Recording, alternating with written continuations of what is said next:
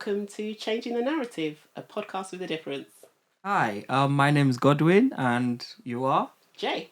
Hi, welcome, Jay. And so, what took you and led us to the journey to decide to start this podcast? Okay, so before I even go into that part of why we started the podcast, who am I? My name's Jay, as you know. I am an all-round entrepreneur. I'm also a brand owner, and I also like to say I'm also an all-round hustler. Okay, and my name is Godwin, and I am a marketing and comms specialist in the industry. But that the podcast isn't really about us, is it, No, Jay? it's not about us at all, And to be what is it honest. about? So the podcast really is focusing on bringing a bit of a different twist to a lot of the podcasts that we currently look at, and we're going to be really more focusing on what we can do in terms of expanding everybody's knowledge. Right? Yes, definitely, because I think when we came up with this idea, one of the things we wanted to focus on was rather than using a stick to beat ourselves, how best do we highlight the positive stories that are out there, the positive things about us, about our culture, and about society that we live in, and how best to also create avenues and opportunities. And I think when we came to this point, really, we was talking about how we can see imparting more knowledge will help the growing generations, the generations behind us. I think in this current day and age, the more information we give to everybody and the more information we all share, the better it is for everybody, right? Yeah, that sounds good. And also I think one thing we wanted to also say is give a little bit about what our audience and our guests are also going to sort of expect from the podcast. We have a lot of things in stock for you guys. This is episode 1, and already we're thinking of 10, 15 episodes ahead. We've got lots of guests in different fields, lined up, who are going to be coming, sharing their experiences, speaking essentially about how they've come on their journey, and how those journeys has been impacted by the things that's happened in society, and how best also to get those key nuggets of information and knowledge that we can share with you guys. Yeah, definitely. And I think also from sort of speaking to a lot of the guests that we're planning to bring on board, it really will be sort of really diving into their background, how they got to where they are in their current positions, and really making sure that we can help everybody. When we were doing a lot of the planning, we were thinking, where do we start and where do we begin? And one of the key questions we kept saying to ourselves was, oh, let's talk about Black history, let's talk about the past, and let's talk about the journey. But what did we decide to call this episode, Jay? Well, we decided to call it Black Present because Okay. I think there's always a focus, isn't there, on talking about the past. But we're Yes. now in the present day, so we can use the history of the past in the present day and really develop from there. So. There's a lot of major developments. There are people in various fields and avenues who are doing really, really great things in various spaces, in the spaces of in the creative spaces, in tech, in finance, in a lot of these industries. And a lot of people of color and people who are black essentially are being pioneers in this field. And this is something that we want to bring more and highlight more, because oftentimes people say, what are you doing to change? What are you doing to impact change? And oftentimes it's easy to sit at home and be scroll through social media and think these are all the negativities. But what are you doing to impact change is the twist we're trying to put on our podcast. Yeah, definitely.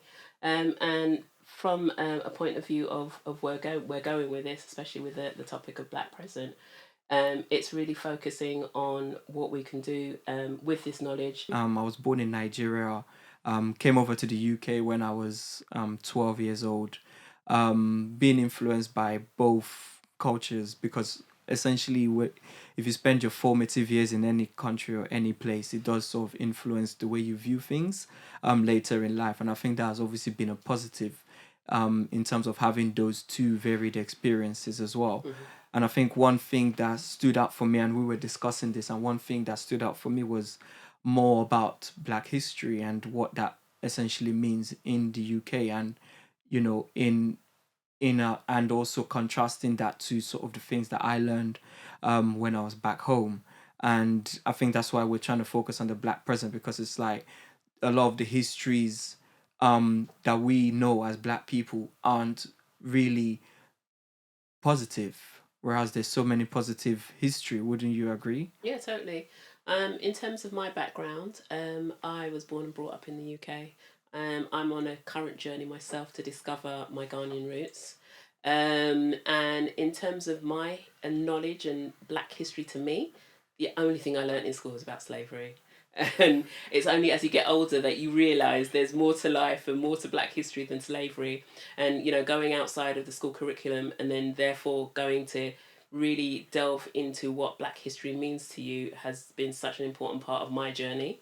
Um, because when I was taught black history, all I saw was the film Roots, Kunta Yes. Kinte, and all I thought was, oh, is that what we're about? Is that how we came to be? But there's just so much more to it. You can go into the history and find out so much more things that happened. It's out of my own research. You find out about people like Mary Seagull, Yeah.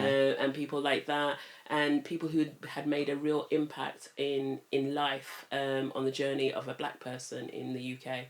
Going through my journey as well, I think black history and what I was taught essentially in Nigeria was more surrounding around colonialism, Mm. and obviously there was also various things which had happened in the country that impacted the country, the history of the country Nigeria itself.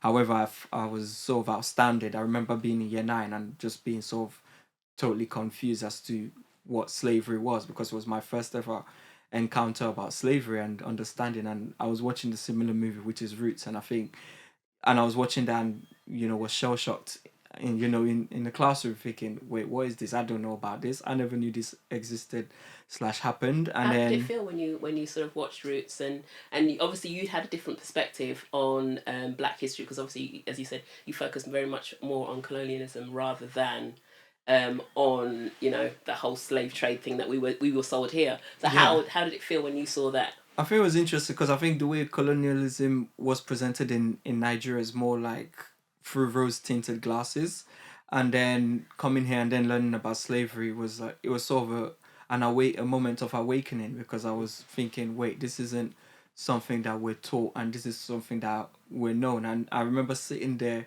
in year 9 thinking, is this fiction? But then speaking later to my teacher and then speaking to my parents and realizing that that is actually the history of things that had happened, and the amount of time that it spanned. It was sort of in a way enraging, but then it was also enlightening at the same time, because I was also confused, and I think a lot of people have said this as to why this was the history that was being focused on, and this was the portrayal of black people in the UK.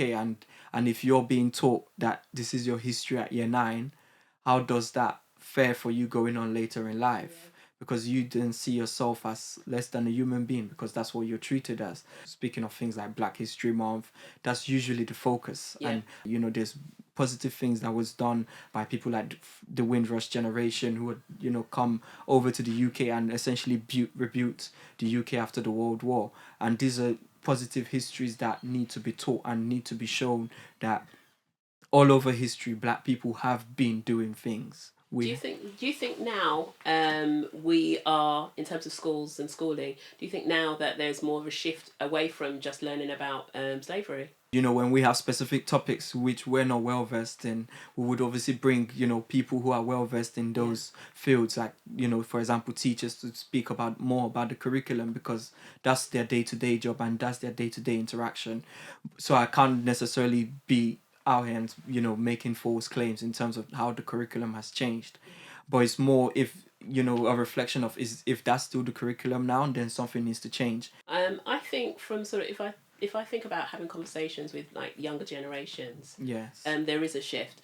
I don't know necessarily, like you said, because I'm not a teacher, so I can't say if it's from the schools, but they seem to have a lot more knowledge outside of slavery. So whether that's from their own going to research, whether it's from their parents who are teaching them, But I think it's interesting. that's the interesting thing, because it's the joy of social media and the joy of Yeah. media changing as well, where you know 20 years ago, whatever information you received was whether it came from That your was it. teacher, Yeah. or from your parents, and Yeah. television was restricted in terms of what was on, and also what you can watch by your parents oftentimes. But I think now, the youths of now, they have access to so much things. For example, I was speaking to my sister one time, and when she was about 15, 16, she was telling me how she's created an album, a music album, and I was sort of shell shocked. Like, I wasn't thinking of these things at 16. This wasn't what I was, we didn't have access to these things to be Yeah. able to think outside the box in that way. And I think that's the joy of social media, and also the access to technology that has obviously spurned that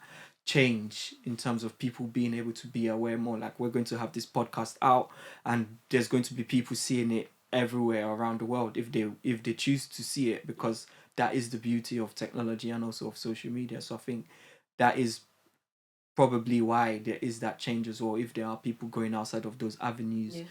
to find those information. Yeah, it's important. I think it's really important to extend that, and I think you've made a really good point. Social media helps that.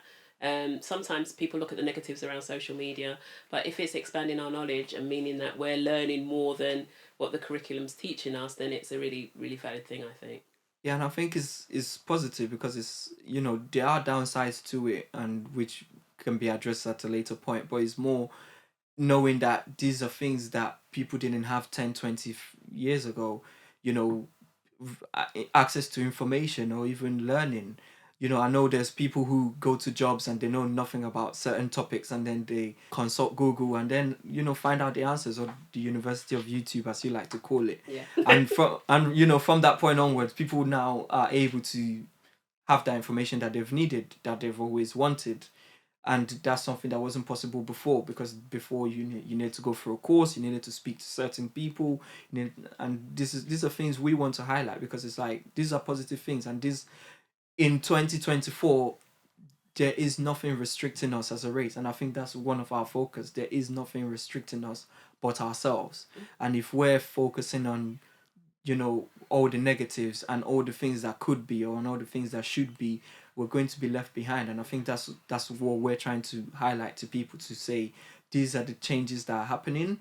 There's things like AI coming across the horizon, and it's been gathering up speed over the last couple of years, and these are things that we can be at the forefront of, and these are things that we can get ourselves into and get our foot in the door. The restriction of the past is nothing that we sort of are experiencing now. Mm. Like, we wanted to start a podcast, and I was even speaking about this to my friend the other day. We wanted to start a podcast, and we're able to do things ourselves and have that access to information. If this was to be done about 30 years ago, would have had to go through a television studio, had to speak to producers, had to speak to various people to be able to have this just up and running. However, now people can sort of wake up in the morning, go from zero to hero in months, Yeah. or weeks, or days. So, bringing it back to what we were talking about before, we've obviously had different views Yes. on the Black history.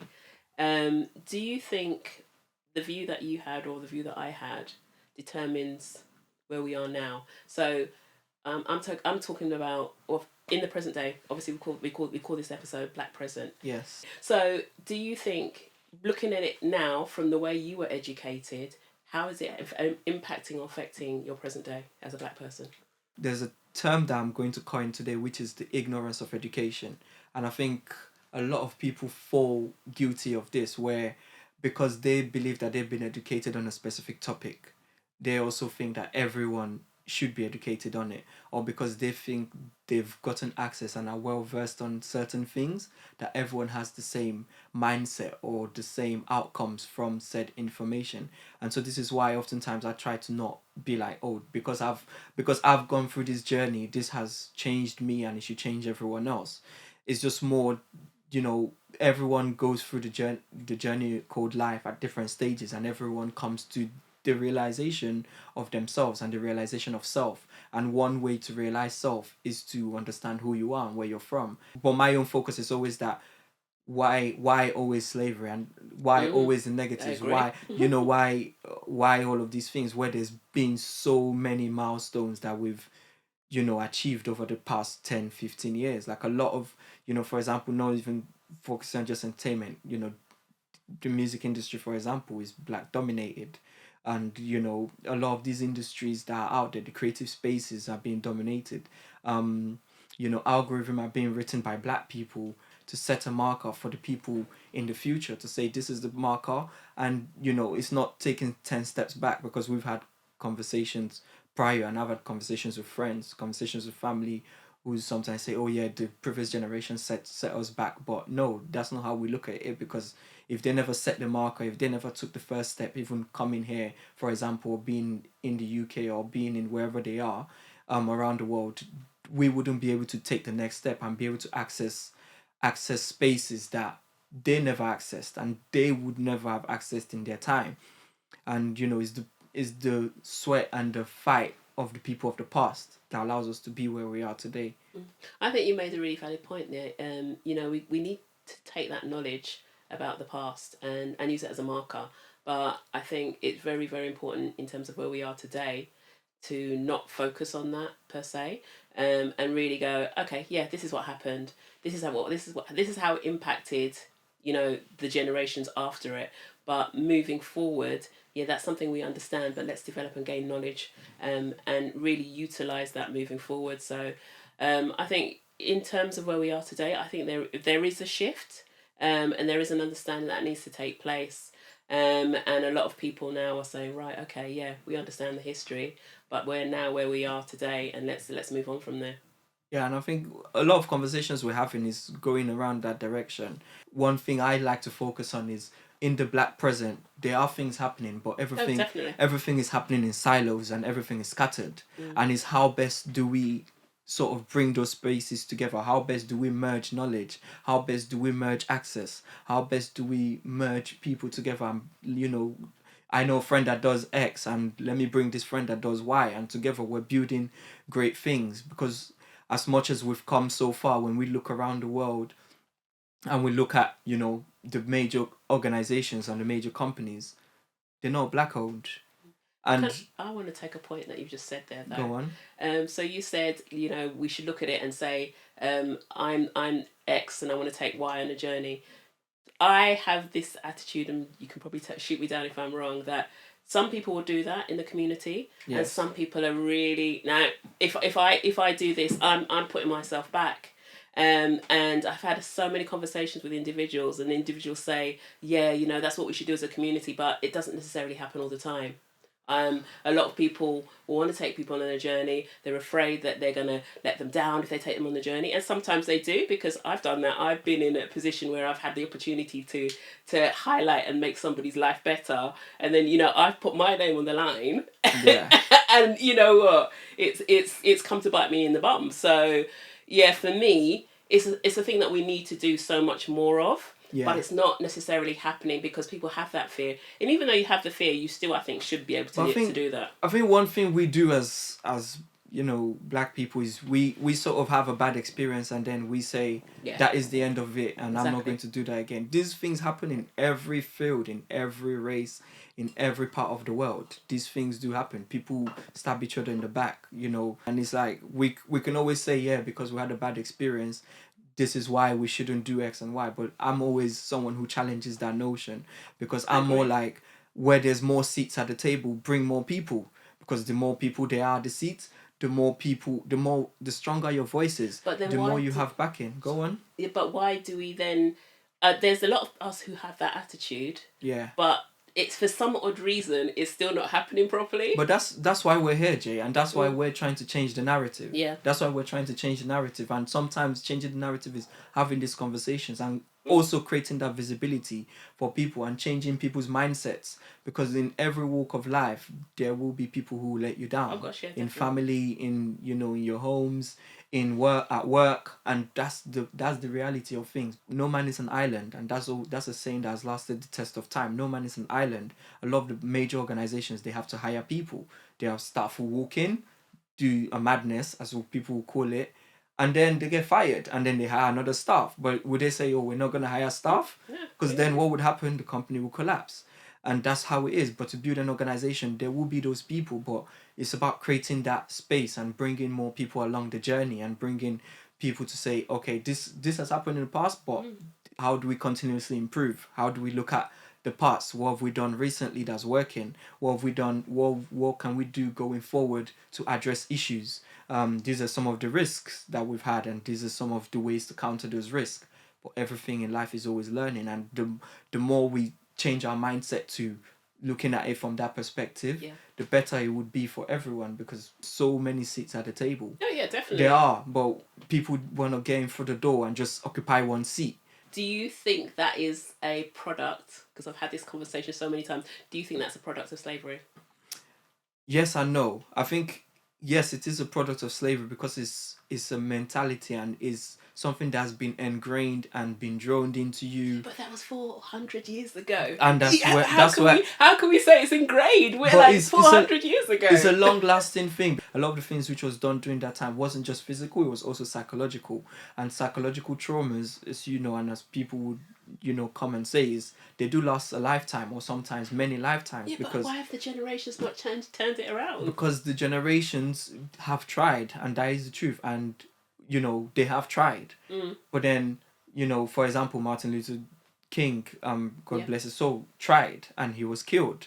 And so did Malcolm X. They tried and they were killed. And so some people then shy away from that because they're like, oh, I don't want to put myself in the front line. I don't want to put myself in the limelight. And these things do happen, but it's like, we can change that. The more people are doing it, the more we're coming together, the more we become a force, and that's how countries are built. That's how empires are built. That's how, a race becomes stronger. That's how people become stronger. That unity. And I think one thing that's lacking is the unity that was broken many years ago. And we need to come together. There's things happening in the world. We have the African Cup of Nations. It's been uniting. Let's not get into football. I know, but I'm just saying these are things that it's been uniting the Yeah. it's been uniting the continent. It's been uniting the continent and bringing people together, and also highlighting the product of Africa and how Yeah. the African product can be really good and can be really positive. I was reading a report that said there was about three at the time of recording, there was about 3 errors at AFCON. And people were trying to highlight that, but someone in the comments, and this is the joy of social media, was like, this happens every weekend in the Premier League. There's at least a massive controversy happening, and it's like these are things we need to point out more and pull people up on and say, no, that's not what's happening. And by having these conversations, we're going to I'll keep going back to the same thing, which is change the narrative and focusing on changing that and change. And I work in comms and I work in PR, and oftentimes you have organizations say, oh, they have this perception of me. Or it's like, if you're not changing the perception of yourself, it's not in the other person's best interest. They have ulterior motives. Everyone has ulterior motives in every field of life, but it's for you to change your narrative and change the perception surrounding yourself as a brand, the perception surrounding yourself as an entity, and as an organization. And the way to do that is to be proactive in having conversations, to be proactive in engaging with people, is to be proactive in doing community outreach, which is what organizations do. And these are things that do happen. So if you are sat there saying, oh, this is the narrative they have about us, but you're still sat at home not doing anything to change that, it's never going to change. If you're saying this is narrative about us, but when you walk in through the door, you're not bringing your brother along with you, you're not bringing your sister along with you, you're not bringing other people in the journey with you, that perception will always change, will always be there, and it will never change. So it's about making the proactive steps to change those things. Yeah. Okay. So I mean, from like looking at our different histories and where we are and stuff today, I would say it hasn't had an impact. And as I was saying before, I very much feel that people now have looked at their history, now are looking outside of that, and with key events that have happened. I know, obviously, Black Lives Matter was a major thing in the Black history, because it's never going to go away now, and I think that had a major impact on people and the history that we're going to develop moving forward. As part of that, though, there was obviously a shift change. Even before that, I would say, where people were like, we need to come together. We need to go out. We need to buy properties. That you've got a lot more Black entrepreneurs who have said to themselves, okay, let's take our past history and let's now develop ourselves as a race. And I think looping it back to what you were saying before, there are people taking people on the journey. There are people doing their stuff really, really well. In the next episode, obviously, we've got a really key entrepreneur who's going to talk about his journey. But moving forward, and the thing that I'm liking seeing now is people are using that information and saying, right, okay, let us develop. You've got key people doing things like, creating social platforms for black people to go and talk about their history, the present, etc., etc. You've got entrepreneurs who are developing things for what's the word I'm looking for? Developing key organisations for the black youth to develop, and all these are, I think, a part of. We've now taken that history, and we're now taking it to the present, and we're developing on that, and realizing as a community, we really need to come together and work on moving on onto different things. Yes, I think that's the idea, and that's what we are here to focus on, which is that, that creation of that. And I think you made a salient point, which was obviously talking about, black history and how, that united. I mean, that happened during the pandemic, where there was, an uprising and an uproar of, black people around the world, and that moment there, realized how powerful we can be.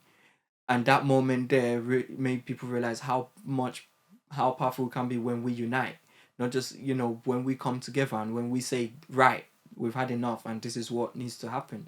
And change does happen. There's been a lot of people coming together, like, the Stephen Lawrence murder, when that happened in the Mm. UK, black people coming together changed the laws. Like, Yeah, we've yeah. actually come together to change things and to impact things, and these are things we want to highlight and, showcase that these are things we can do when we come together. And the whole idea of division and divisibility needs to be something that is put to the backs of our mind, because it's not something that we should be thinking of going forward. It's about how bringing ourselves together, bringing those communities together. If we're not pulling these resources together and we're just sat at home and saying, yeah, this is the narrative and this will change, no one is coming to save us. And that is what I want to highlight. No one is coming to save you. And I think even as an adult, this is when people start to have sort of their moment of epiphany, when you're sat at home and you're thinking, no one is coming to save me. And at that moment is when you start to realize, okay, I need to wake up in the morning and I need to do this. I need to, wake up in the morning, I need to go out there. I remember leaving university and not being able to find a job for a while. And then one morning I was like, no one is coming to save me. And I started going out. I started, reaching out to organizations and being more proactive. And that's where, I was able to land my first gig. I'm working, and but then if you're like sat at home, no one's coming to save you. Mm. It's for us to save ourselves, and it's for people to wake up and start understanding that the black present is here. And one thing I want to note as well is, this is the first time in history that being black is it. And I'd agree, and totally. over time Mm. we've been beaten down with sticks, and not the proverbial sticks, but the actual sticks in slavery, and then media and all of these things. you know but this is the first time that being black is it. We look up at billboards, we see black people. We watch TV shows, we see black people, not just black people being in it, but black people having leading roles. We watch movies and we see black people, and we do a lot of things. A lot of spaces are occupied by black people, and this is the first time in history that being black is it. Because as everything, there's a trend and there's a cycle. Everything in life has a cycle, and if we slip during the cycle that we're meant to use to elevate ourselves and to wake up and to address the challenges that we have, and to reach out to people and to drag people along the journey, we'll go back in the previous cycle, which is back where we were and back to square one. Mm. I think for us as well, in the present time, the with the things that happened with George Floyd, the whole Black Pound Day movement Yes. was a really, really, really positive thing, because that I think a lot of people then focused on understanding its buying power that's going to get us to where we need to go, and that whole development, and now that's really embedded in a lot of people. They think, oh yeah, if we come together, if we get to a position where we have a lot more buying power than we have, it can change so much. in terms of our history. These are things that we're seeing, whereas, you know, previously they could have been suppressed by, you know, the media, or suppressed by people to not show that unity. But these are things that are happening. These are things that we're getting, you know, essentially real-time access to as they are happening. And my take on it is, yes, that needs to happen more. I'm not saying people should go and riot. Don't quote me on that and say we should start fighting and, you know, doing all of that. But it's more, let's unite more. Let's go into spaces more and command those spaces. Let's go into rooms and command those rooms, and let's go and have conversations, and difficult conversations oftentimes with people surrounding what we want, and start demanding more. And what the Black Pound Day showed was that if we said, you know, we're not spending money, a lot of the organization had to wake up. Because even I work in comms and marketing, and I remember for about a year period, every organization was looking for something to do with black. Oh my god, we need to have black people on this, we need to have black people on that. Just signaling, as people call it. But this showed the power we had, because we're able to change the marketing. We're able to say, no, this strategy you have is not working. You know, the laws of power always stays that, you know, people in power don't want to give it up. No, of course not. No, most people in power do not want to willingly give it up. So you need to be putting, you know, pressure on them. You need to actually be like, no, this is what I demand. And sometimes it's hurting their pockets. And most of the times it is hurting their pockets, because everything is a business. Everything. If we look through history, the slave trade was a business. Colonialism was a business. And now we're in the new business of AI and technology. They're all businesses. And guess who are the biggest contributors to those businesses? Black people. So the more we start to realize and wake up and say, no, we can withhold this. If we're not getting access to these spaces, we're going to withhold our money. If we're not getting access to, you know, organizations, events, if we're not getting access to, you know, having seats at the table, we can withhold this. People will start to realize that needs to change. And then real change will happen. Because, you know, when someone's sitting at home and looking at their balance sheet or their stock and it's crashing really quickly, they're going to realize, which is what a lot of organizations realized, you know, during the George Floyd incident, that the Black Pound Day could really, really hurt them. Yeah, I think it's kind of a good point to sort of round up and get everybody interested in what's coming up. Because moving on from there, we're very much going to take that piece and talk about it a lot more, about, you know, things like the Black Pound Day movement, like people who have done really key things in business to really develop what we're doing as black people. If we're talking about black president, we really need to look at some dates, I suppose, that are more prevalent, probably in the last 50 years or so. Okay. And I think, you know, if we look back at it, if we look at what's 50 years, 2-3 generations? Yeah. Okay, I think that would obviously be considered as a present, because it's recent history, isn't it? Yeah, very much so. I mean, that's a good one, because I come from sort of a media background, and I think you know, we're talking about changing the narrative, and one of the ways to do that is through PR, and it's through having a voice, it's through having a magazine, it's through having a newspaper, it's through owning a form of media. Because if you don't own a form of media, the people who control the media can pull out whatever they want about you.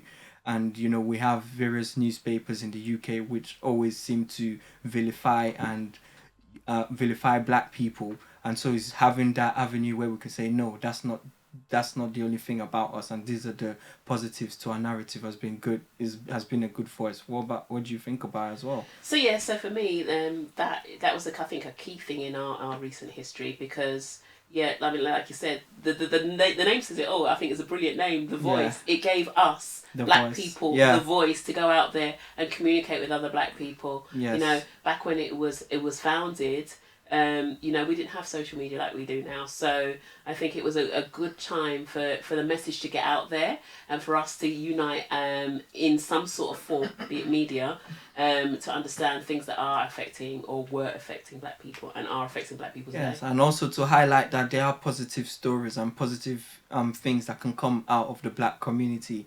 You know, the way to change people's mindsets and people's views on things is through education, and sometimes that education comes in the form of a medium of information and providing more information to that. We had the first black members of Parliament elected, so we had Diane Abbott, Bernie Grant, Paul Boiting, and Keith Vaz. I know you're proud of the Ghanaian. Of course, I had to say correctly, right? You have to say correctly. Because a lot of people say boating Or boatang. Boateng. I mean, we would say Boateng. Yeah. But yeah, I think that's, these are things we need to celebrate more, because even now in Parliament we're seeing more and more black people. Like the previous Chancellor was Kwasi Kwarteng, another Ghanaian brother that Of course. Ghana.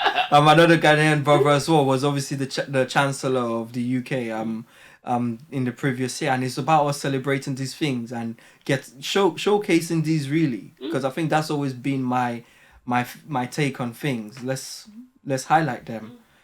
And I think it's good to have, okay, sometimes we don't have that representation in the rooms. Yes, okay, it was 4 members, but it was 4 members in a room that generally didn't have any members. Yeah, and how can people who are creating laws that would affect us not have any representation of us? Exactly. Then those laws will never be favorable to ourselves. And the more people we can get in there, the more people that are in those spaces, and the more people are holding higher position in Parliament and these other spaces, means also that the laws and the policies which does come from those discussions and those negotiations would benefit us in one shape or form. Yeah. And then, I think a major one for all of us, and one that really resonates well today, in terms of where we are, is the murder of Stephen Lawrence. Yes. So in 1993, Stephen Lawrence was obviously racially attacked, and it later led on to the Macpherson report, which then branded obviously the police force institutionally racist. Yeah, and I think there was even more updates coming from that as well, in terms of a lot of reforms coming into the police force as based on that event that happened. And I remember that was that happened a few years prior to when I came into the country and living in Surrey Keys, and people who live in Surrey Keys will know this. I was like, it was really, really racist back then. And so that being changed and that being a marker meant that people around, like a lot of the racist institutions, had to sit up and realize that this was not on anymore, and it wasn't something they can keep doing. They couldn't keep going around and harming black people and creating racially motivated crimes for no apparent reason than for their glorification. And for me, I think the whole thing was the determination of Doreen Lawrence. Yes. After the whole incident happened, she could have just said, okay, this has happened, and just left it. But she was so determined to get justice for her and son. that is the power of a mother, isn't it? Exactly. Yeah, that is the power of a mother. And we're speaking to the mothers as well. This is what this podcast is about, speaking to the various people who hold power and who hold influence in our society, to say this is the power you can have. Your role isn't, whatever role you think you have isn't a small role. It's actually a larger role because it plays into the bigger picture. Okay, and then we have in 2001. 2001. I know. 2001, let's say that one. The Race Relations Amendment Act. It became public service to... Oh, hold on. Let me go back again. 2001, we had the Race Relations Amendment Act, which stated all public services must actively promote racial equality. What do you think of that? Yeah, I think that's a good one as well, because prior to that act coming in, it was okay for people to come and say, there was things like Islamophobia and people being, because you're Islam, they could attack you on the street, or because you're black, you could get attacked on the street, or whatever, minority you are from. It was okay for people to do that. And I think that, said to the populace, to people, that enough is enough. And I think one of the reason why we're here today, and the reason oftentimes why we can walk on the streets as black people and not have the fear of our lives, or be scared that someone white will just attack us randomly, or a group of people will attack us randomly. Why does happen sparingly, but back then it was happening quite frequently. And what about yourself? I think it's been good, but it's also been bad. And why would you say it's been bad? Because now it's made more of a highlight to people who don't like people because of their race or religion, be more active and more vocal.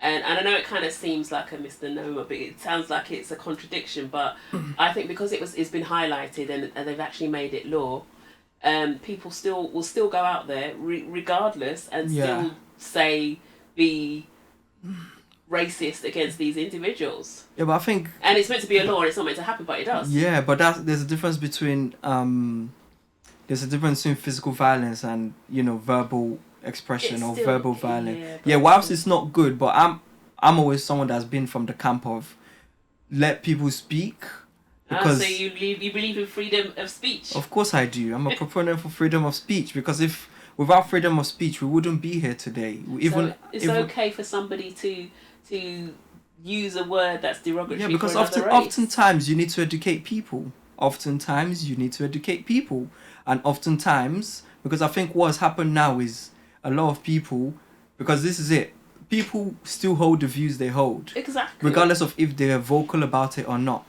And oftentimes you need people to be vocal about their views so they can be challenged. When those views aren't vocalized, those views aren't therefore challenged, and those people still go home and still hold those views. And silencing people because of their views means that they get angry and they get more irate and they get together in secret and they create more hatred and they spew hatred and they relate to those hatred because they're not seeing the positivity.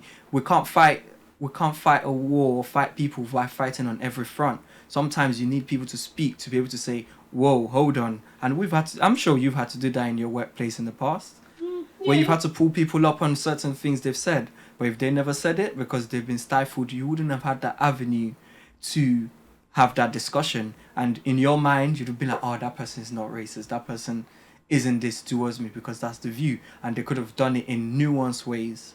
And I'm always like, speak your mind because then I could challenge you as to why you hold those views. Yeah, I'm still not convinced with that one, to be honest with you. As much as you're saying that, I feel that it's stirred up more hatred for me personally. I feel Okay.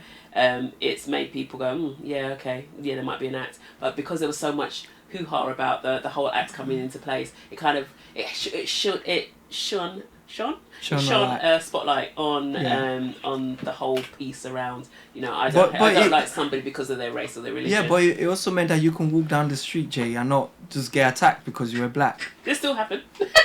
But rarely, because I remember when I grew up. As I said, I grew up in Bermondsey, and there's a football club called Millwall, and oftentimes whenever they had football matches, there was racial violence that was happening back then, and when this act came in, they stopped. So people felt safer. Did it really stop? Yes, it did. Yes, it did.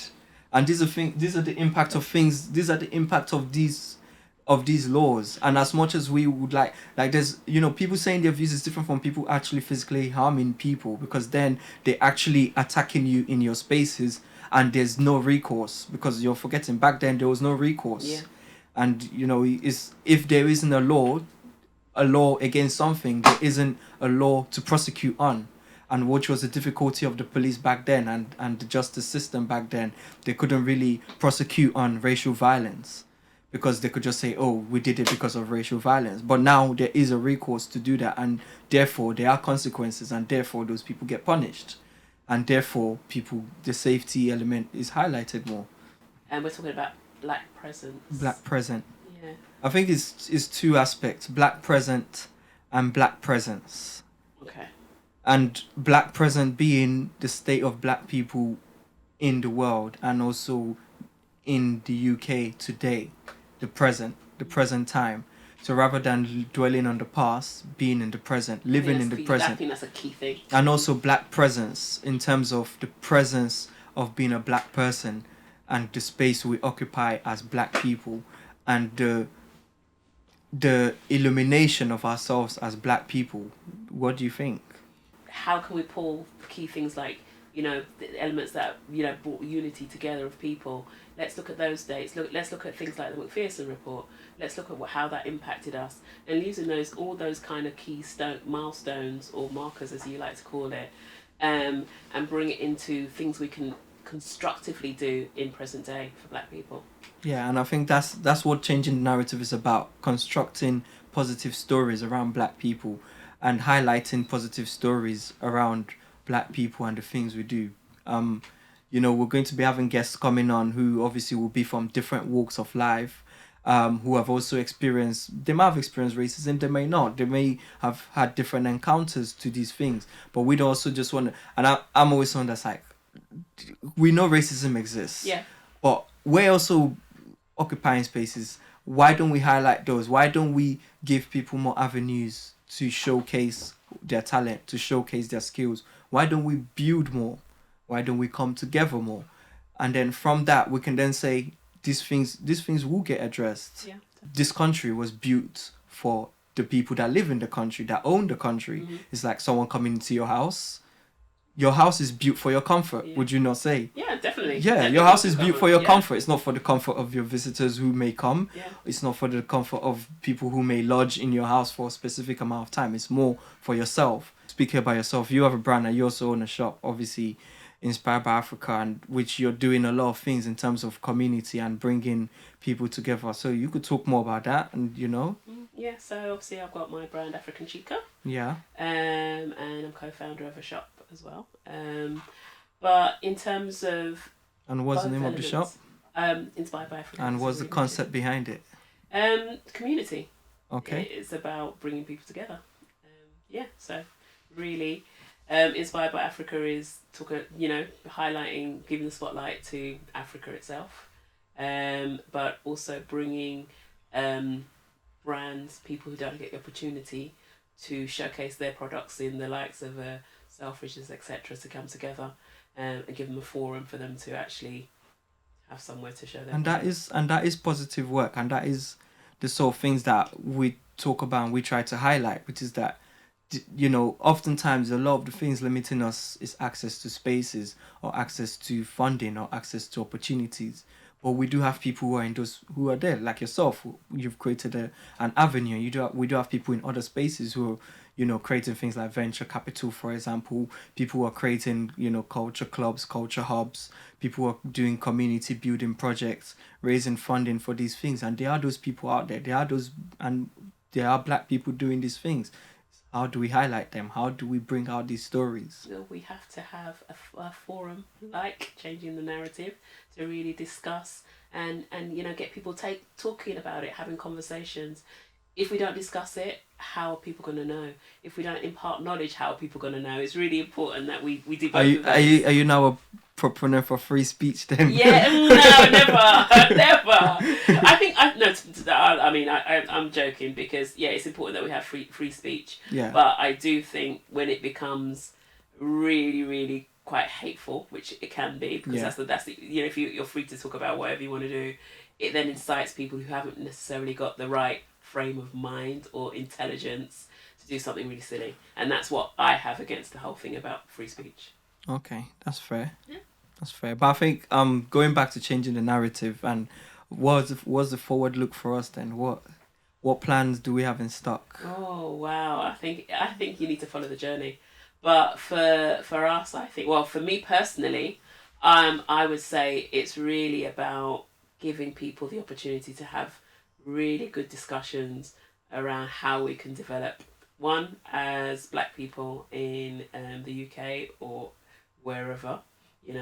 If you're in a country that's not predominantly where the indigenous are Black, how you can develop from that. Two, about imparting knowledge to generations that are coming up. Giving a different kind of viewpoint. Yes, we've got the history that we've all had in whatever country we've come from, but then also giving them the opportunity to understand with that history, we're moving forward and there's things that you can do from that.